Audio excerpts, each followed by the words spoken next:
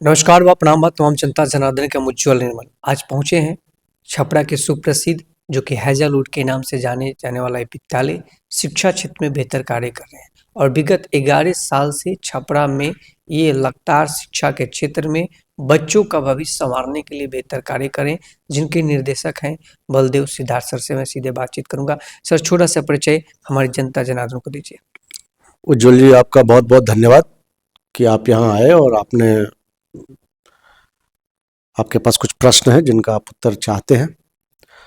देखिए, मानव जब जन्म लेता है तो उसमें कोई खास गुण नहीं होते हैं और प्रकृति का सबसे कमजोर अगर कोई जानवर है तो वो इंसान है।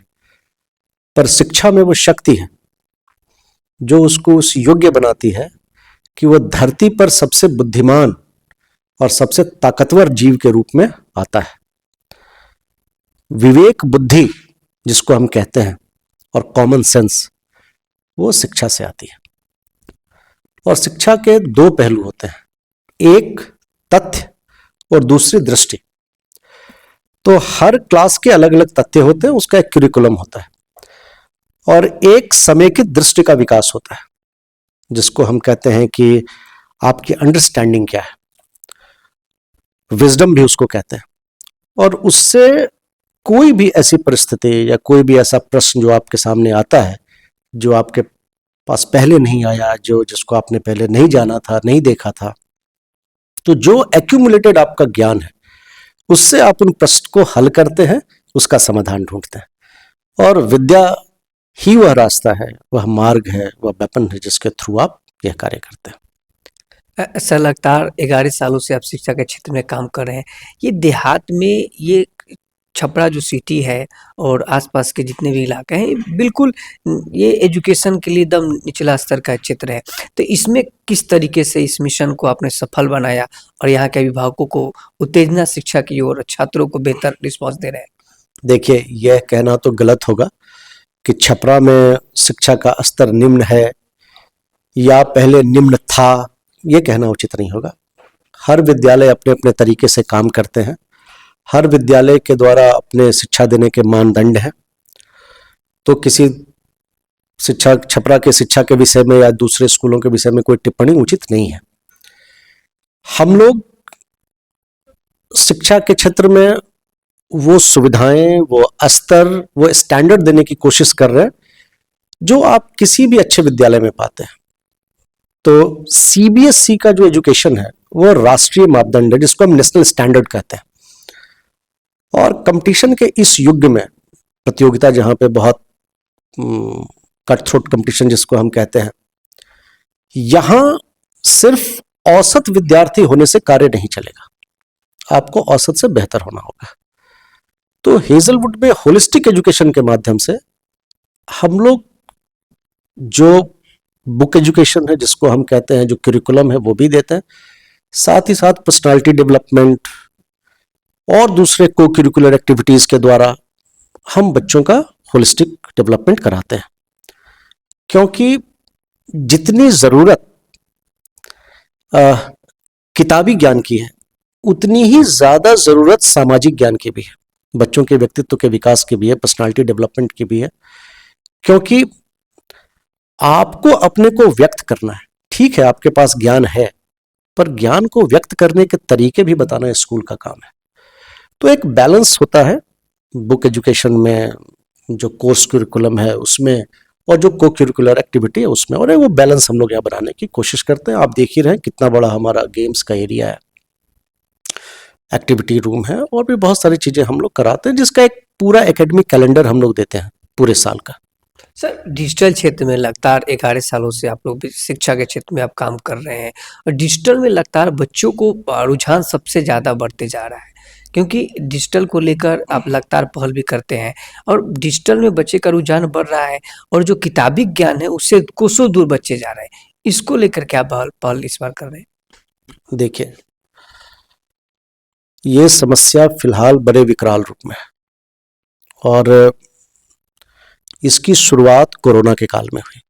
जब कोरोना के काल में स्कूलों को बंद कर दिया गया, फिजिकल क्लासरूम बंद हो गए, बच्चे स्कूल आना बंद हो गए, तो कोई एक तरीका खोजना था जिसके द्वारा बच्चे जो घरों में बैठे हुए हैं उन तक कैसे टीचर पहुंचे।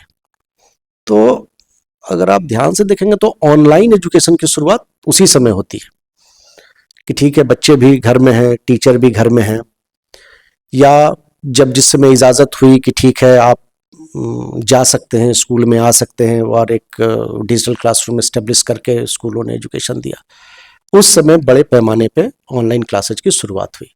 बट कोरोना के काल में उसकी सीमाएं भी हमने देखी। बहुत ज़्यादा डेवलपमेंट उससे बच्चों का नहीं आया, और हमने ये महसूस किया कि चॉक एंड बोर्ड मेथड का और क्लासरूम एजुकेशन का कोई विकल्प नहीं है, कोई विकल्प नहीं है।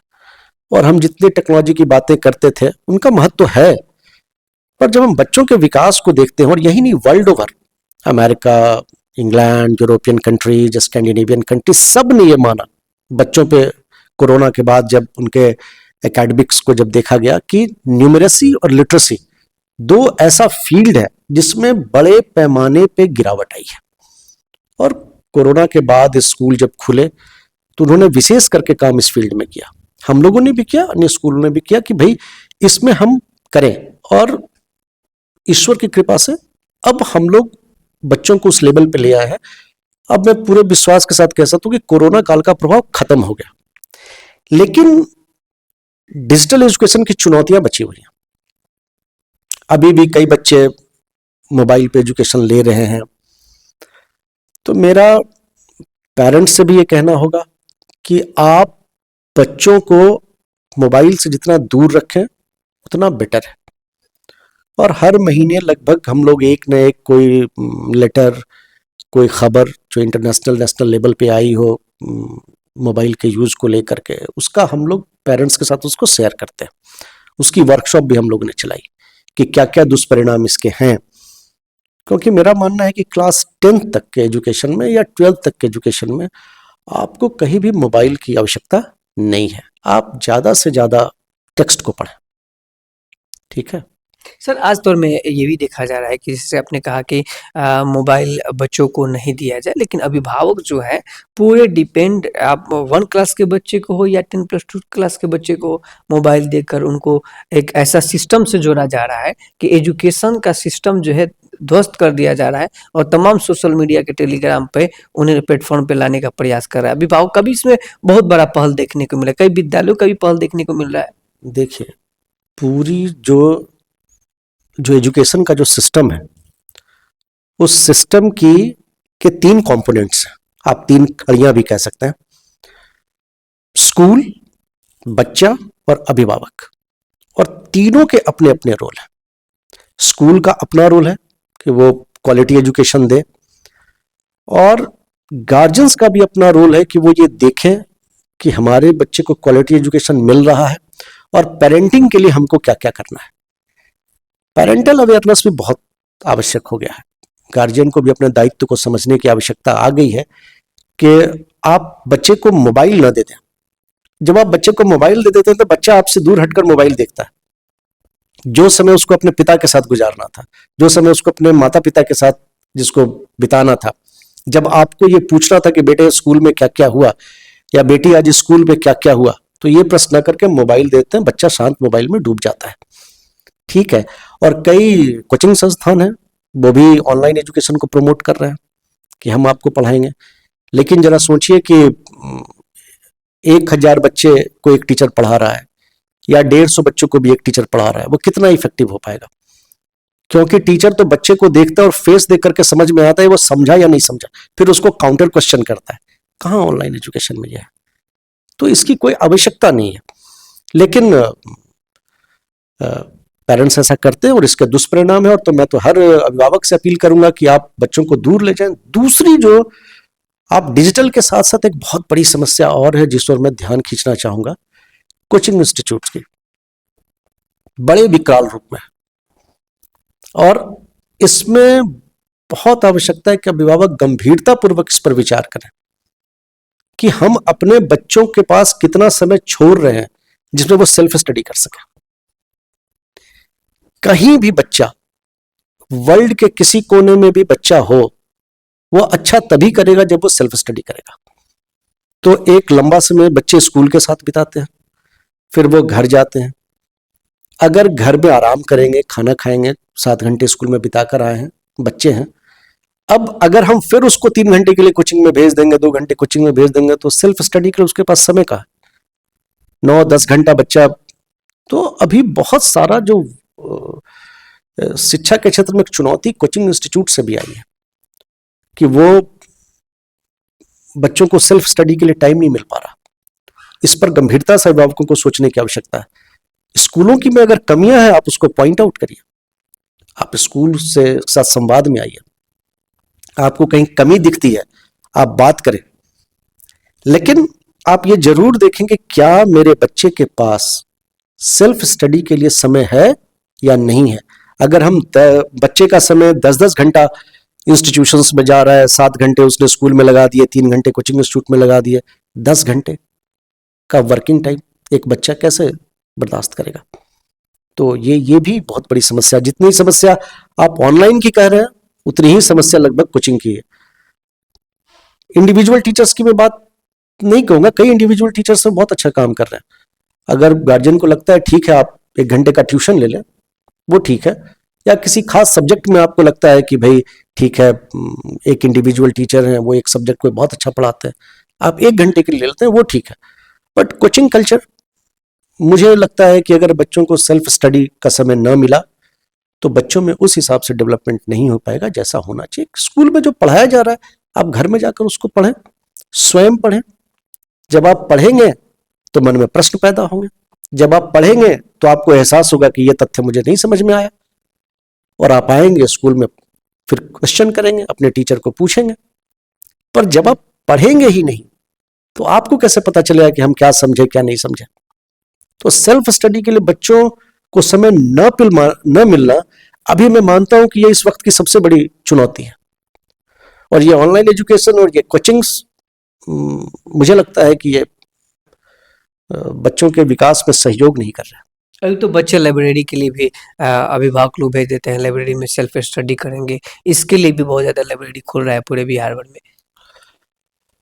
देखिए, लाइब्रेरी कल्चर में बुराई नहीं है।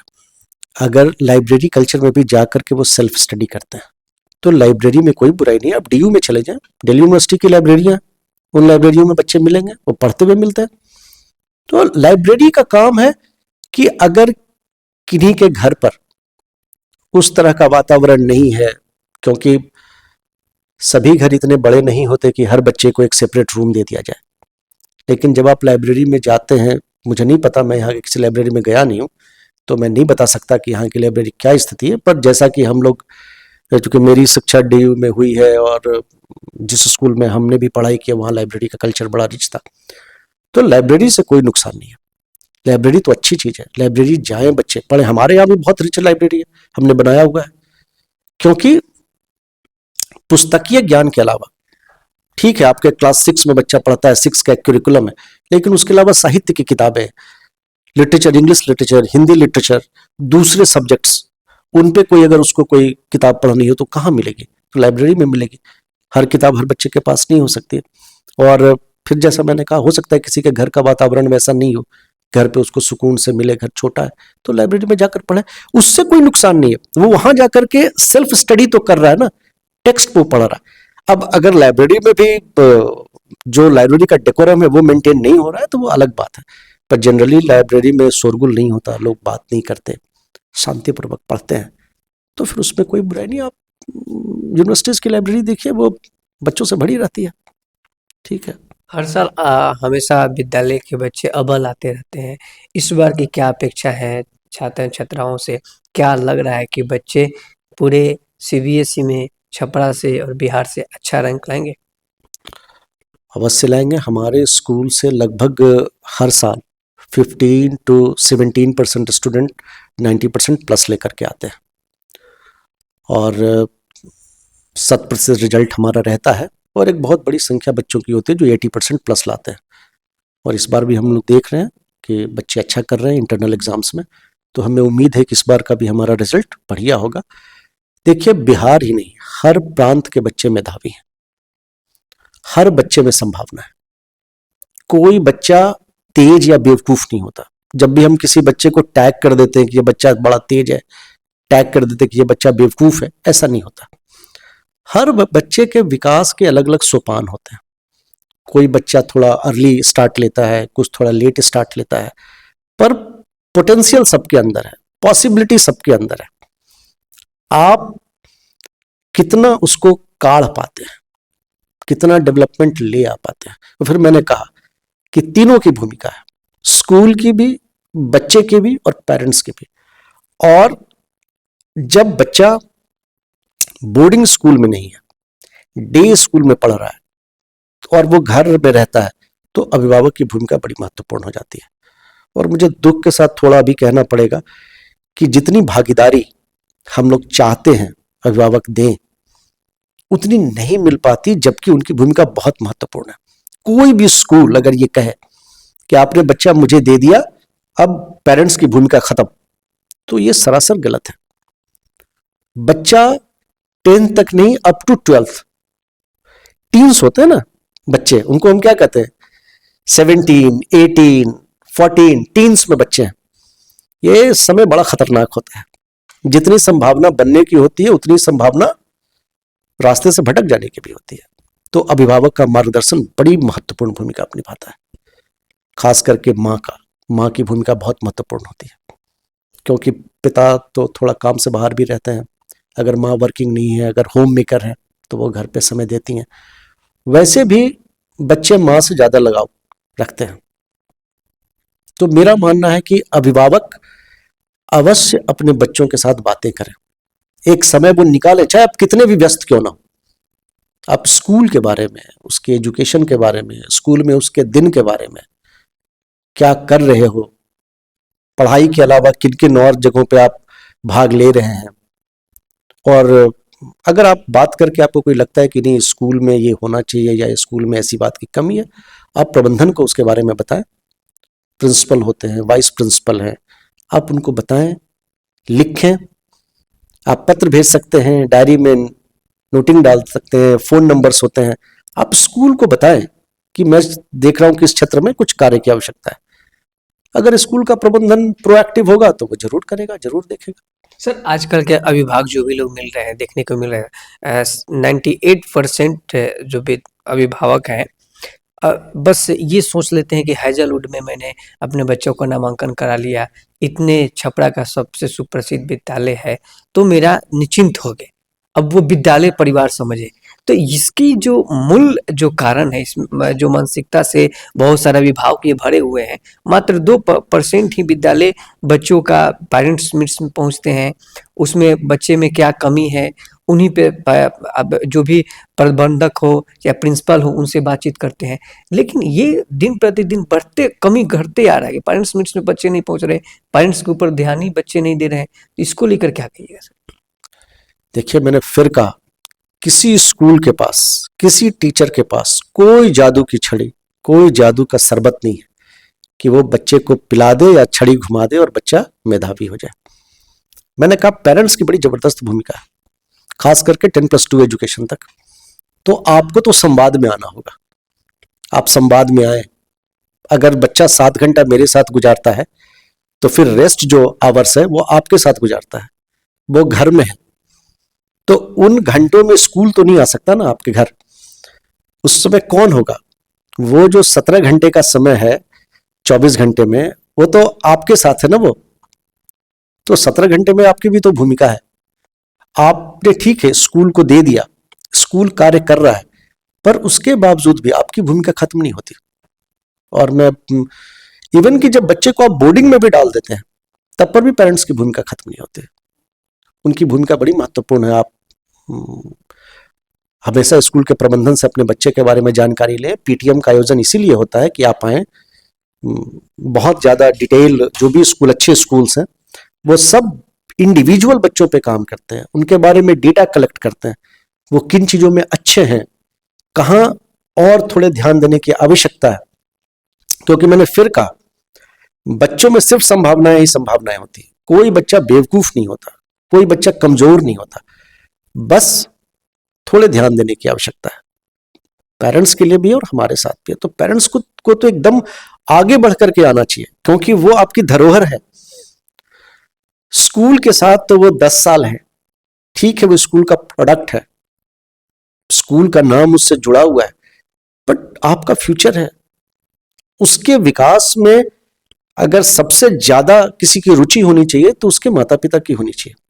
और आप तो स्कूलों को प्रश्न करें, आए, अगर हमारे कार्य में कमी है तो उसको बाहर निकालें, उसको पॉइंट आउट करें, टेल अस कि yes, I am not satisfied on that particular field, we need more development in that field, that is also waking call for us. हम लोग उस पर काम करेंगे।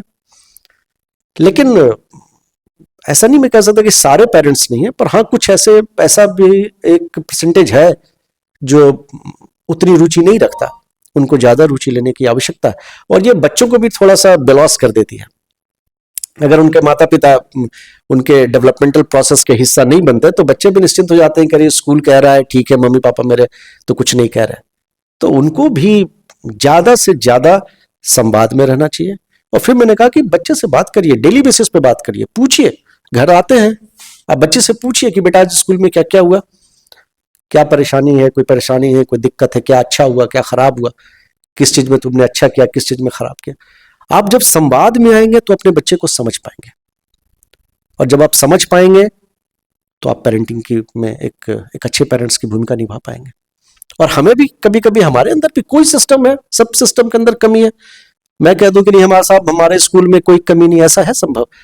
कोई ऐसा मैनमेड सिस्टम संसार में हो ही नहीं सकता जिसमें कुछ कमियां ना हो। अगर कोई कमी है आप हमको बोलिए, हम उसको ठीक करेंगे। ठीक है।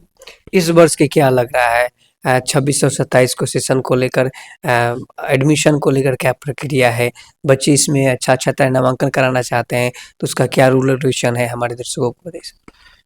देखिए, भवानी के आशीर्वाद से अभी तक हमारी सीटें कभी खाली नहीं गई। जो हमारा एडमिशन टारगेट होता है वो हम लोग मीट कर लेते हैं, और इसी के कारण हम छपरा के कुछ उन स्कूलों में से एक हैं जो कोई ऑफर या किसी भी प्रकार की मतलब कोई प्लान नहीं चलाता। हमारे एडमिशन का प्रोसेस है, पेरेंट्स आते हैं, एक टेस्ट होता है बच्चे का, और उसके बेसिस पे हम लोग ये देखते हैं कि हाँ आप जिस क्लास के लिए ट्राई कर रहे हैं उस क्लास में उस बच्चे का एडमिशन हो सकता है, नहीं हो सकता है। फिर बच्चे का इंटरव्यू होता है, पेरेंटल इंटरेक्शन होता है, और उसके बाद एडमिशन की प्रक्रिया संपन्न की जाती है। देखिए, एडमिशन कभी भी समस्या नहीं होगी अगर स्कूल अच्छा कार्य करेगा। और मोस्ट ऑफ द एडमिशन जो हमारे यहाँ आते हैं वो पेरेंटल ड्रिवन है। एक अभिभावक जो संतुष्ट है वो दूसरों को कहते हैं कि आप हेजलवुड में एडमिशन कराइए। और उसके पीछे का कारण फिर मैंने बताया कि हाइक तो हम लोग अभिभावक के साथ संवाद में भी रहते हैं, और हमारे जो बच्चे हैं वो हमारे ब्रांड एम्बेसडर्स हैं, वही ब्रांड एम्बेसडर हैं। लोग उनसे इंटरेक्ट करते हैं, कहते हैं कि हाँ साहब बढ़िया एजुकेशन स्कूल दे रहा है, उनके बोलने की शैली, उनका अनुशासन, तो इन सबों से भवानी के आशीर्वाद से हम लोग का एडमिशन जो कोटा है वो फुल हो जाता है। जैसे कब से सर फॉर्म बिकेगा अगर लोग लेना चाहिए? जनवरी से हम लोग के यहाँ फॉर्म बिकना और एडमिशन का प्रोसेस शुरू हो जाता है, और अप्रैल के लास्ट में वो क्लोज हो जाता है। किस स्टैंडर्ड से स्टार्ट हो रहा है? हम लोग प्ले से एडमिशन लेते हैं और 9 तक एडमिशन जाता है, फिर बोर्ड्स के रिजल्ट के बाद 11 तक एडमिशन जाता है। हम लोग CBSE के साथ एफिलिएटेड है अप टू क्लास 12, और इन्हीं क्लासेस में हम एडमिशन लेते हैं, 9th में यहाँ और 11th में फिर, क्योंकि 10th और 12th में एडमिशन तो लेते नहीं, वो तो होता नहीं किसी स्कूल में। अच्छा, जाते जाते और क्या बताएंगे? लगातार 11 वर्षों का एक्सपीरियंस है यहाँ के छपरा शहर में अपने काम के शिक्षा को लेकर, क्या लग रहा है कि आगे छपरा शहर में शिक्षा में और बेस्ट कुछ और कर पाएंगे और खास? देखिए, हर स्कूल की योजना होती है, हम लोग की योजना होती है कि दो जो चीजें हैं, एक जो करिकुलम है, जो NCERT का करिकुलम बना हुआ है, उस करिकुलम पे हम लोग उनको एजुकेशन दें, जिसमें हम math, science, SST, Hindi, English, GK, drawing, ये सब। उसके अलावा हम लोग यहाँ पे बहुत ज़्यादा इम्पोर्टेंस देते हैं गेम्स का। हमारे गेम्स के 3-3 टीचर हैं, और एक सीरीज ऑफ टूर्नामेंट्स हमारे यहाँ चलते हैं। क्रिकेट का टूर्नामेंट होता है, कबड्डी होती है, खो खो होता है, टेबल टेनिस है, चेस है, कैरम है, इन सब का एक टूर्नामेंट सीरीज चलता है और ओपन टू ऑल होता है। हर बच्चे, हर क्लास का हर सेक्शन अपनी टीम बनाता है और खेलता है, और जो फिर जीतते हैं उनको अपना अलग अलग ट्रॉफीज हैं उसकी। फिर डांस क्लासेज है, म्यूजिक है, फाइन आर्ट्स है। हम लोग इन पर बहुत ज्यादा फोकस करते हैं, क्योंकि कला का विकास भी होना चाहिए। इंसान को इंसान ये कलाएं बनाती हैं, सॉफ्ट स्किल्स डेवलप कराती हैं। फिर हमारे यहाँ रेगुलर परंपरा है डिबेट्स की, नाटक की, ये सब इंटरनली चलता रहता है। हर स्कूल, हर क्लास के बच्चे अपना नाटक देते हैं, हर क्लास के बच्चों का डिबेट होता है, अलग अलग किस्म की प्रतियोगिताएं सालों भर चलती हैं। मैंने कहा इनका पूरा एक कैलेंडर होता है, और ये कैलेंडर हम लोग साल के शुरू में ही शेयर करते हैं, और समय पे उनका समय दिया रहता है कि अच्छा अभी जो है आपका लेखन प्रतियोगिता होगा, अभी स्पेल भी होगा, अभी नाटक का सीरीज चलेगा और डिबेट होगा। तो ये सब होते रहते हैं और इनसे बच्चों को बड़ा लाभ होता है। तो एक तो हो गई जो आपको सब्जेक्ट का नॉलेज है, दूसरा जो जीवन जीने की कला का, जिसको हम ज्ञान कहते हैं। जब हम डिबेट करते हैं तो हमें बोलना आता है। जब हम गेम्स खेलते हैं तो टीम वर्क, सहयोग, हार में और जीत में भी खुश रहने की कला, और बहुत बड़ा स्ट्रेस बस्टर है। अभी आप चले जाएं शहरों में, छपरा शहर में या किसी भी शहर में, तो खेलने की जगह जो है उसकी कमी होती जा रही है। श्रिंक सिटी में कंक्रीट फॉरेस्ट है, तो बच्चे खेलेगा। अगर स्कूल में भी अगर हम खेल की सुविधाएं ना दें तो फिर कहाँ मिलेगी। और बच्चे जब खेलते हैं तो उनका स्ट्रेस लेवल भी नीचे गिरता है। और स्किल जो मैंने कहा, टीम वर्क, एक दूसरे को सहयोग करना, हारे तब भी ठीक है, जीते तब भी ठीक है, ये एक बहुत बड़ा बड़ा मतलब कैरेक्टर का डेवलपमेंट होता है गेम्स के माध्यम से।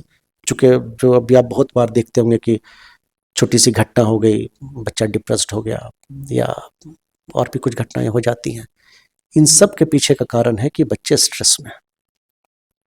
और ये स्कूलों के लिए भी बड़ा चुनौती है और पेरेंट्स के लिए भी है कि वो मैंने कहा कि स्कूल भी ये ध्यान दे कि कोई उसका बच्चा स्ट्रेस में तो नहीं है, उसकी काउंसलिंग हो। हम लोग फीडबैक्स लेते रहते हैं, क्लास टीचर हैं हमारे, उनको हम स्पेशली समय देते हैं कि वो अपने बच्चों से बात करें, इंडिविजुअल बच्चे के बारे में इंफॉर्मेशन रखें। अगर आपको लगता है कि वो तनाव में है तो काउंसल करें उसको, उसकी बात वो ऊपर तक पहुंचाते हैं।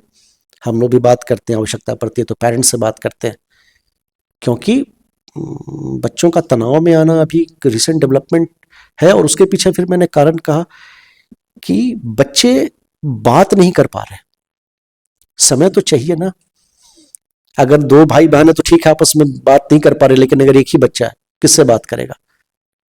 तो माता पिता से बात करेगा, स्कूल आएगा तो अपने फ्रेंड से बात करेगा, खेलेगा तब बात करेगा। तो स्ट्रेस को रिलीज होने का वेन्यू होना चाहिए, और गेम्स बहुत बड़ा रोल प्ले करते हैं, डांस बहुत बड़ा रोल प्ले करता है, आर्ट, फाइन आर्ट्स बहुत बड़ा रोल प्ले करता है। तो इसके कारण बुक एजुकेशन के साथ साथ, कोर्स जो है सब्जेक्ट एजुकेशन के साथ साथ, इनका एजुकेशन में बहुत बड़ा रोल है। स्वास्थ्य को लेकर सब विद्यालय क्या करता है? लगातार बच्चे में स्वास्थ्य को लेकर आप लोग क्या करते हैं, जैसे कैंप वगैरह यहाँ पे बच्चों को ट्रीटमेंट के लिए? हेल्थ कैंप्स हमारे यहाँ लगता है, हम लोग एक बार हेल्थ चेकअप कराते हैं बच्चों का। और अगर कोई बच्चे से को कोई बीमारी है तो हम लोग पेरेंट्स को हमेशा एक्टिवली अप्रोच करते हैं कि आप हमारे साथ हेल्थ डेटा शेयर करें। अगर आपके बच्चे को किसी प्रकार की समस्या है, कोई एलिमेंट है, स्पेसिफिक एलिमेंट है, तो वो हमारे एडमिशन फॉर्म में भी होता है, और समय समय पे हम लोग कम्युनिकेट करते रहते हैं। उसका एक फॉर्म जाता रहता है कि आप हमें बताएं, ताकि हम लोग विशेष केयर कर पाए। मान लीजिए किसी बच्चे का ऑपरेशन हुआ है, और बच्चा तो बच्चा है, खेलने में जा सकता है, लेकिन अगर हमें सूचना मिलेगी तो हम गेम्स टीचर को भी शेयर कर देते हैं, क्लास टीचर को भी शेयर कर देते हैं। तो हम लोग उस बच्चे को उस तरह के किसी खेल में नहीं जाने देते जहाँ स्ट्रेस ज़्यादा है, जहाँ से उसको डॉक्टर ने सलाह नहीं दी है कि अभी आप इतना एक्सर्शन लें। तो वो है। और स्वास्थ्य तो, बच्चे का स्वास्थ्य तो खेलने से ऐसे ही बढ़ता है। अच्छा भोजन, फास्ट फूड नहीं खाएं, हमारे यहाँ फास्ट फूड अलाउड नहीं है, और अच्छा खाएं, अच्छा पढ़ें और खूब खेलें, बच्चा ऐसे ही स्वस्थ रहेगा।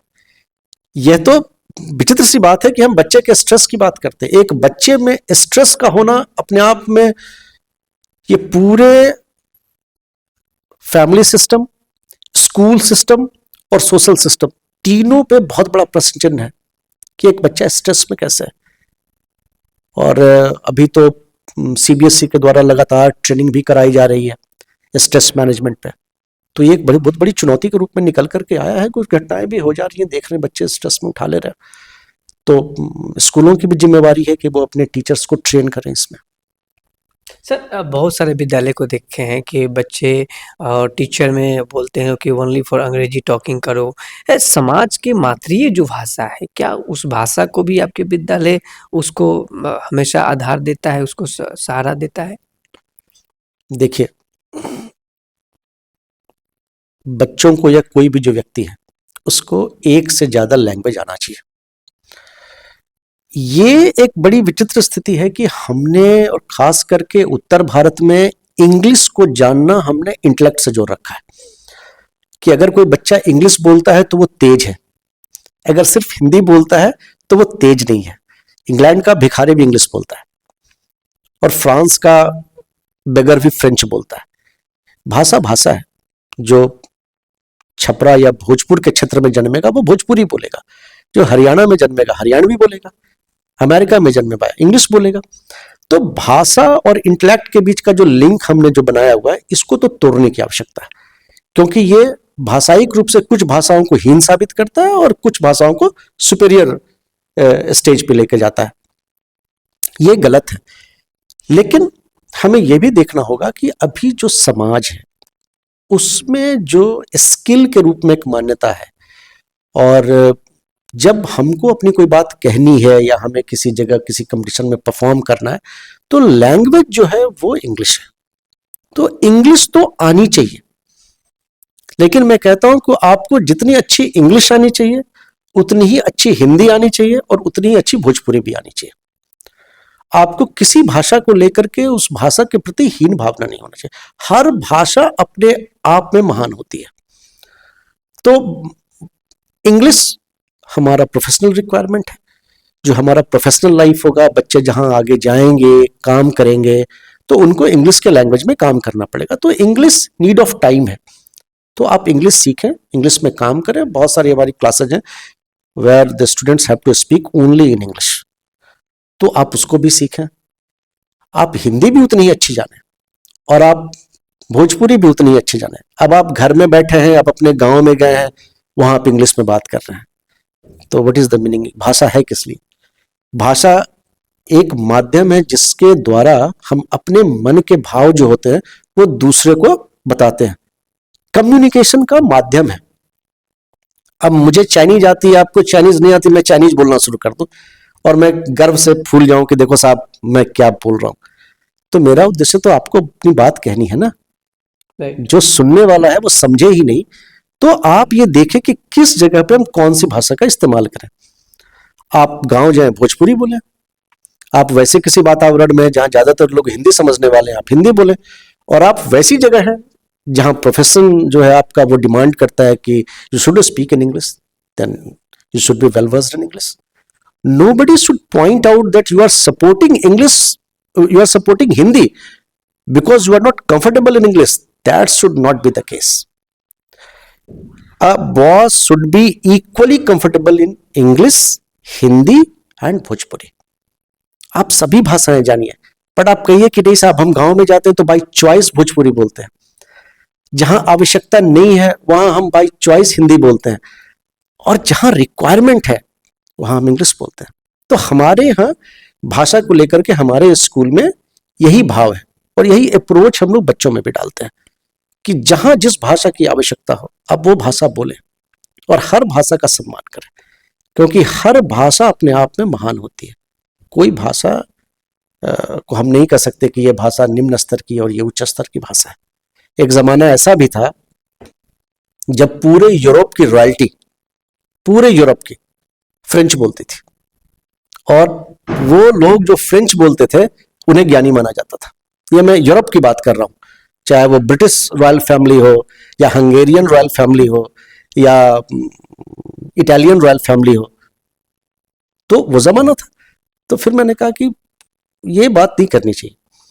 और कोई अगर ये गर्व से कहता है कि मुझे भोजपुरी नहीं आती, मुझे हिंदी नहीं आती, रॉन्ग कंसेप्शन है।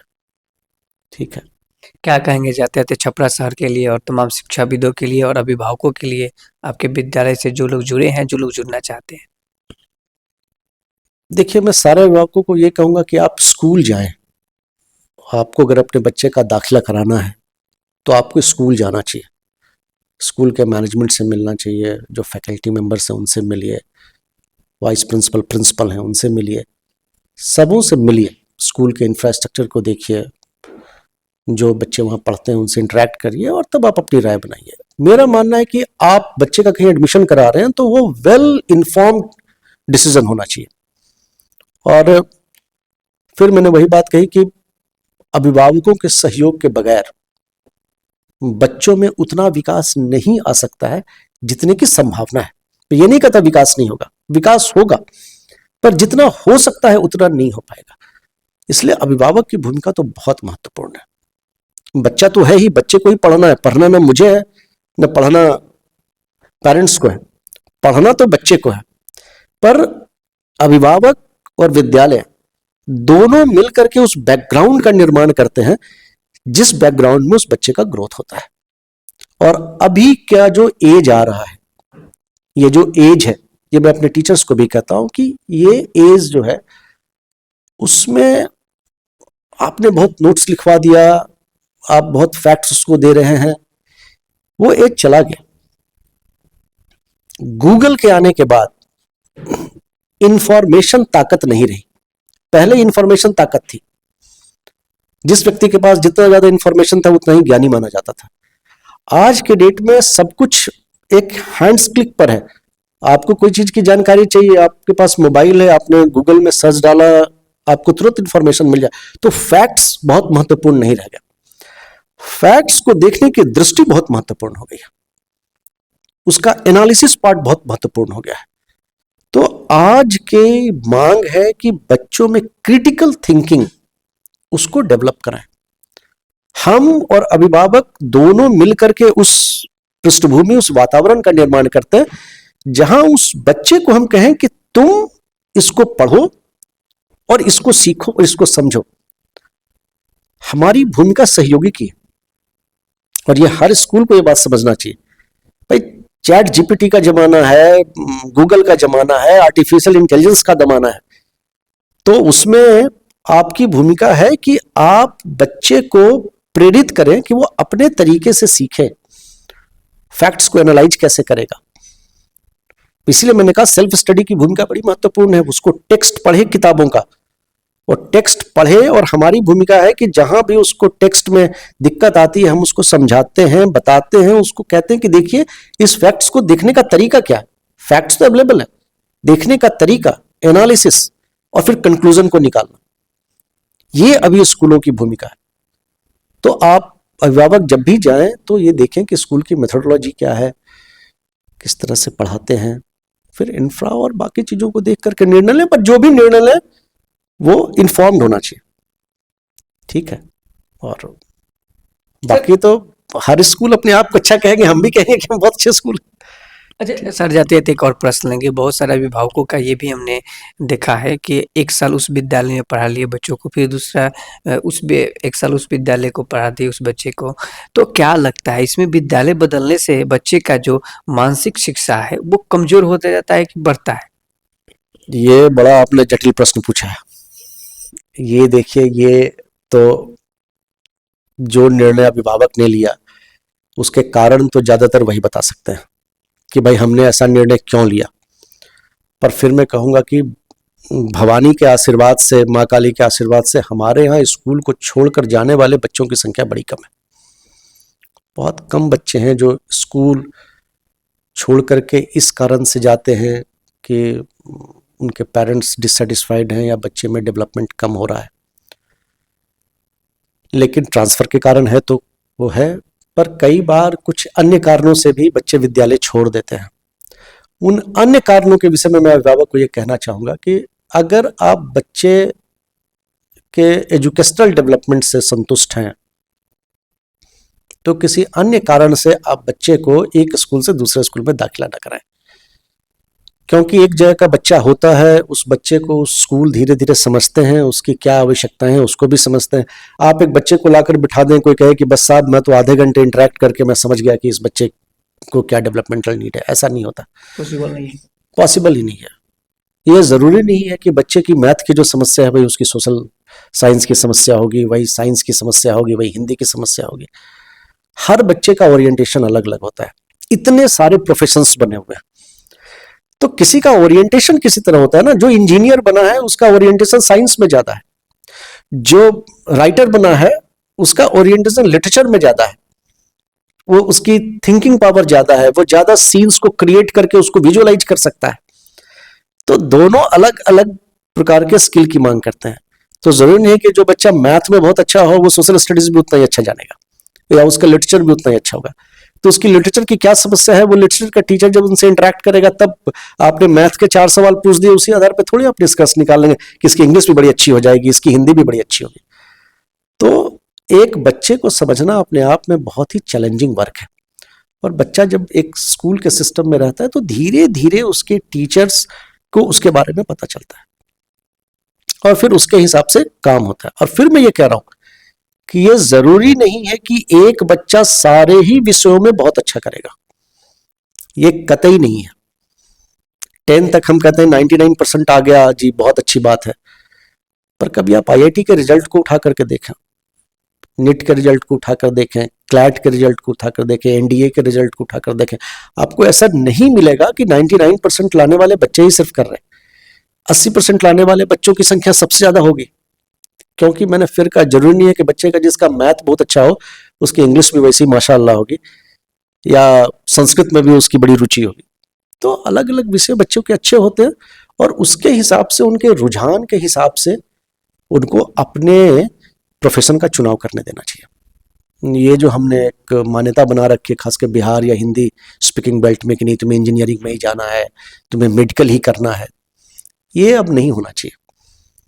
आप चुनाव बच्चों को करने दें, और स्कूल का और पेरेंट्स का काम है कि अगर आप अपने बच्चे के स्किल को पहचानें कि आखिर उसका स्किल किधर है, और उस स्किल में उसको प्रमोट करें कि ठीक है बाकी विषयों का भी ज्ञान जरूरी है, पर यहां तुम्हारी पकड़ ज्यादा अच्छी है, इधर तुम्हारा ओरिएंटेशन है, तो इस क्षेत्र में तुम ज्यादा अच्छे कर सकते हो। कैरियर काउंसलिंग इसी चीज का नाम है कि जब हम बच्चे को देखते हैं और फिर कहते हैं कि नहीं साहब आप इस फील्ड में जाएं, आप अच्छा करेंगे, क्योंकि आपका ओरिएंटेशन उस ओर है। तो ये स्कूल का भी काम है और इसमें अभिभावक की बड़ी भूमिका है। मैंने फिर कहा 10+2 एजुकेशन तक में अभिभावक की भूमिका बहुत महत्वपूर्ण है और वो अपनी भूमिका को समझे। सिर्फ स्कूल के किए कुछ नहीं होने वाला है, आप अपने बच्चे के विकास में भागीदार बने, आप पार्टनर हैं इसमें। मैंने कहा ना 3 पार्टनर एजुकेशन में, स्कूल, बच्चा और पेरेंट्स। ठीक है, अभी हमारे साथ हैजलवुड के निर्देशक बलदेव सर से सीधे बातचीत हो रहा था। साफ तौर पे कहा है कि शिक्षा क्षेत्र के लिए एक बड़ी पहल अभिभावकों को भी करना बहुत जरूरी है, क्योंकि आप अपने बच्चों का जो एजुकेशन किस विद्यालय में दे रहे हैं, किस मैनेजमेंट के हाथ में दे रहे हैं, किस परिवेश में दे रहे हैं, उसको चुनने में आप बहुत बड़ी गलती कर दे रहे हैं। अगर आप अच्छे विद्यालय में भी नामांकन कराए हैं तो उस मैनेजमेंट से कोई भी बात हो बच्चा का, सीधे आप मैनेजमेंट से बात को रखिए, क्योंकि शिक्षा क्षेत्र में आप पहल जिस तरीके से आप पैसा लगा रहे हैं, बच्चे का एजुकेशन के प्रति आप गुड सोच रहे हैं, वहाँ पे बेड मिल रहा है, तो मैनेजमेंट के पास आप जरूर पहुंचिए। सर की एक बहुत अच्छी पहल लगा कि सर ने कहा कि हमारे विद्यालय में आज तक जो भी बच्चों का नामांकन हुआ, यहाँ से बच्चे तब भी निकलते हैं जब दूसरे जगह जाना पड़े, उनके अभिभावक को ट्रांसफर हो गया है, इसके कारण बच्चों का नामांकन यहाँ से वहाँ जाता है। लेकिन मिनिमम बच्चे यहाँ पर अभी तक जो जिनका नामांकन हुआ है, शुरू से बच्चे पढ़ रहे हैं। नामांकन का भी प्रक्रिया जनवरी से शुरू हो चुका है। अगर आप चाहते हैं कि हैजलवुड में नामांकन कराना चाहते हैं तो बिल्कुल आकर यहाँ पे फॉर्म बिक रहा है, आप फॉर्म उपलब्ध कराएं और अपने बच्चों का टेस्ट लें, और टेस्ट देने के बाद मैनेजमेंट के जो निर्धारित होगा, परसेंटेज आपके बच्चों के अनुसार होगा, उस कक्षा में नामांकन भी होगा। जाते जाते सर क्या कहेंगे टेस्ट को लेकर, कब से कब टेस्ट चलेगा? जनवरी से 1 जनवरी से ये प्रोसेस स्टार्ट होगा, अप्रैल तक चलता है और अगर सीटें अगर इसके पहले भर जाती हैं तो उस क्लास में एडमिशन क्लोज हो जाता है। हम लोग 40 का स्ट्रेंथ हर क्लास पे रखते हैं as per the guidelines of the CBSE. एक भी हमारे क्लास में 40 प्लस स्टूडेंट नहीं रखते। जो सीबीएसई का स्टैंडर्ड गाइडलाइन है कि एक सेक्शन में 40 बच्चे हो सकते हैं, 40 का ये स्ट्रेंथ हम लोग रखते हैं, क्योंकि उनसे बच्चों से इंटरेक्शन में भी आसानी होती है, टीचर भी अपना काम अच्छे ढंग से कर पाते हैं। मेरी अभिभावकों से यही अपील होगी कि आप आएँ, स्कूल देखें, स्कूल के सिस्टम को देखें, स्कूल के लोगों से इंटरेक्ट करें और तत्पश्चात आप अपना निर्णय लें। सर, बहुत सारे विद्यालयों में टीचर की फैकल्टी आपने क्या रखा है? बहुत सारे विद्यालय बोलते हैं कि मेरा टीचर यहाँ का है, वहाँ का है, लेकिन जो बेसमेंट एजुकेशन की हम बात करते हैं वो बच्चों को नहीं दे पाते हैं वो लोग टीचर। देखिए, आप फिल्में देखते होंगे, उसमें अक्सर आपको क्या मिलता है कि साहब सनी देओल जब राजकुमार संतोषी जी जो घायल वैल फिल्म बनाते हैं, या तो कई डायरेक्टर्स जो हैं वो काम लेते हैं हीरो से। टैलेंट तो होता है, उस टैलेंट से काम लेना भी एक टैलेंट है। एक तो ये बात हुई कि भाई जो लोग भी मैनेजमेंट में बैठे हैं वो अपने टीचर से काम लें। कैसे काम लेना है वो आपको जानना है। अब हम कहते हैं कि साहब टीचर कहाँ का है, तो ये इसका अर्थ है कि हम एक बात मान करके बैठ जाएं कि छपरा में तो टैलेंट ही नहीं है ना। ये मान लें हम लोग कि छपरा में टैलेंट नहीं है। अब आप छपरा में पत्रकारिता कर रहे हैं तो क्या हम मान जाएं कि साहब आप में पत्रकारिता का हुनर ही नहीं है? जो दिल्ली बैठा है वही पत्रकार है, या जो साउथ से आ रहा है वही पत्रकार है? प्रतिभा स्थान की मोहताज नहीं होती है, ठीक है। और फिर मैंने क्या कहा, प्रतिभा निखारनी पड़ती है, ट्रेनिंग के द्वारा बताया जाता है। आज मैंने क्या कहा, ज्ञान तो मौजूद है हर किताब में, पर टीचर उसको डिलीवर कैसे करते हैं ये आर्ट है। बच्चे को कितना वो एनकरेज करते हैं, किस प्रकार से उसको डायरेक्ट करके ले जाते हैं उस फैक्ट के प्रति, यही टीचिंग का आर्ट है। कोई हर किताब में, चाहे कोई किताब उठा लें, 17 से 20 का फर्क होता है, 17-20 अगर आप स्केल पे ले जाएं। किताबें अच्छी हैं, फैक्ट्स मौजूद हैं, फिर स्कूल की क्या आवश्यकता है, टीचर की क्या जरूरत है? टीचर बच्चे को देखता है, समझता है और एक ही बात को 4 तरीके से कह के 4 प्रकार के बच्चों को बात समझा देता है। तो मैंने कहा ना कि जो आपने पूछा था प्रश्न की ऑनलाइन एजुकेशन, और मैंने उसकी कमी में क्या कि टीचर और बच्चे के बीच में संवाद नहीं हो पाता, इंटरेक्शन नहीं हो पाता। पर क्लासरूम में जो टीचर है ना, वो अगर उसको प्रॉपर ट्रेंड है और उसको उसका स्किल को डेवलप किया गया, वो बच्चे का चेहरा देखता है और समझ जाता है कि ये इस बात को नहीं समझा। वो उससे फिर पूछता है, फिर उसी तथ्य को वो दूसरे तरीके से बताता है, बच्चा तथ्य को समझता है। जरूरी नहीं है कि आपने जो एक एक्सप्लेनेशन दिया उससे आपके सारे बच्चे समझ जाएंगे। एक्सप्लेनेशन का तरीका बदलेगा। अगर आपने बात को थोड़ा कंसाइज में कहा, थोड़ा उसको इलेबोरेट करके बताएंगे। तो स्किल डेवलपमेंट महत्वपूर्ण है। आप कहां से आते हैं ये महत्वपूर्ण नहीं है। जरूरी नहीं है कि आप दिल्ली से आ जाए तो आप काबिल हो जाएंगे, और आप छपरा से आ जाए तो आप में काबिलियत नहीं है। काबिलियत सबके अंदर है, मैनेजमेंट का काम है उस काबिलियत को निखारना। तो हमारे यहाँ टीचर्स जब हम लोग हायर करते हैं तो हम लोग ये देखते हैं कि आपके अंदर कई बेसिक क्वालिटीज है या नहीं है। जैसे लैंग्वेज है, वो मैं रातों रात नहीं डेवलप कर सकता। सॉफ्ट स्किल्स, वो देखकर हम लोग समझ जाते हैं कि जब उनका इंटरव्यू होता है, एक प्रोसेस है हमारे यहाँ टीचर के सिलेक्शन का, लंबा प्रोसेस है थोड़ा। कई लोग तो उस प्रोसेस में ही चले जाते हैं कि साहब हमसे नहीं हो पाएगा, ये थोड़ा इलेबोरेट है हमारे यहाँ, क्योंकि हम लोग हायर एंड फायर में विश्वास नहीं करते। पॉसिबिलिटीज देखते हैं कि क्या हम इनको लें तो हमारे जो ब्लॉक्स है उस पर ढाल सकते हैं इनको, और फिर उनको ट्रेनिंग देते हैं। लगातार ट्रेनिंग चलती है टीचर की, सब्जेक्ट वाइज चलती है कि भैया कैसे आपको हम ट्रेन करें। और हमारी एक स्टैंडर्ड मेथोडोलॉजी है जो बताती है कि आपको किसी सब्जेक्ट को टैकल कैसे करना है। तो मैंने क्या कहा, प्रतिभा स्थान की मोहताज नहीं होती कि आप साहब जा करके ले आए जम्मू एंड कश्मीर से या सिक्किम से या आप केरला से ले आए तो टीचर जो है वो काबिल होंगे। बिहार में टैलेंट नहीं है क्या? टैलेंट बढ़ा हुआ है, आप उनको लें, उनको ट्रेन करें और जो तरीका है टीचिंग का वो सिखाएं, तो वो बहुत अच्छे टीचर बनते हैं। क्योंकि नहीं तो हमें तो ये मानना पड़ेगा ना कि जो छपरा से आता है वो बेवकूफ है। ये मानने को आप तैयार हैं? बिल्कुल नहीं। छपरावासी मानने को तैयार हैं? तो फिर हमेशा क्यों राय बना लेते हैं? अच्छा, कल तक देखिए, एक और आपको बताते हैं मौजू बात।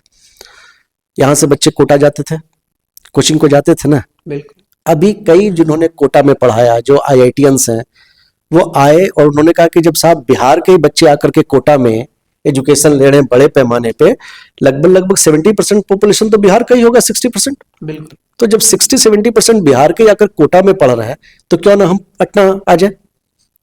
तो जो पटना का बच्चा कोटा जा रहा है वो तो पटना में रुक सकता है।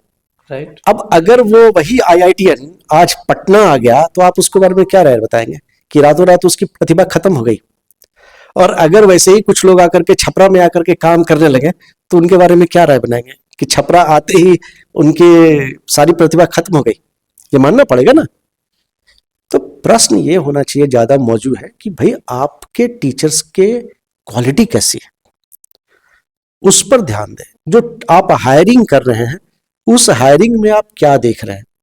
कोई भी आ रहा है उसको आप हायर कर ले रहे हैं, और हायरिंग करने के बाद क्या वो उनका डेवलपमेंटल प्रोसेस बंद हो जाता है, आप फर्दर ट्रेनिंग लगाते हैं, ये महत्वपूर्ण है। और बदलते समय की मांग के साथ जो अब हमारे यहाँ सारा का सारा क्लासरूम जो है वो डिजिटाइज्ड है, हर क्लासरूम के अपने स्मार्ट क्लासेज हैं, तो टीचर्स को वो भी चलाना आना चाहिए, जहाँ से हम उनको ऑडियो वीडियो में जो भी उसके मॉड्यूल्स हैं वो पढ़ाया जाता है हर सब्जेक्ट का, ताकि बच्चों को जो भी चीज़ आप टेक्स्ट में पढ़ा रहे हैं उसका ऑडियो विजुअल प्रेजेंटेशन हो।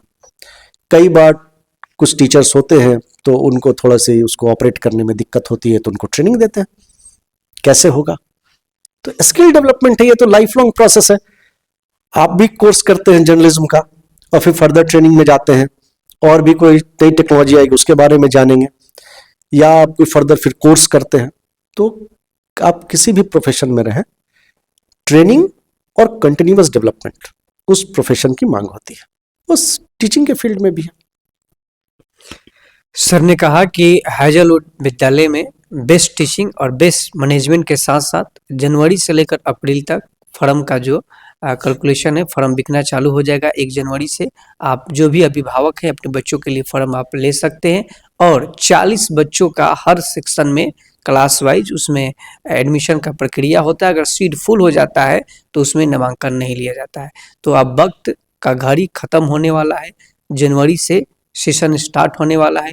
छपरा के सभी अभिभावकों से अपील और निवेदन होगा कि हैजलवुड विद्यालय में आए और मैनेजमेंट के साथ मिले, और बेहतर शिक्षा के लिए एक पहल हो रहा है, इस पहल को अपने बच्चों का सुंदर भविष्य बनाएं, ताकि अच्छा शिक्षा ग्रहण करेंगे तो समाज के हर जो आपका आशाएं हैं कि हमारा बच्चा IAS बने, SP बने, इंजीनियर बने, बेस्ट मैनेजमेंट के सिस्टम के साथ जुड़कर अच्छा कार्य करे, तो यहाँ पे सारा फैसिलिटी उपलब्ध है। तो अपने बच्चों का नामांकन कराएं और सुनहरा भविष्य का अवसर प्राप्त करें। जय हिंद, जय भारत निर्मल के साथ स्वस्थ रहें, सुरक्षित।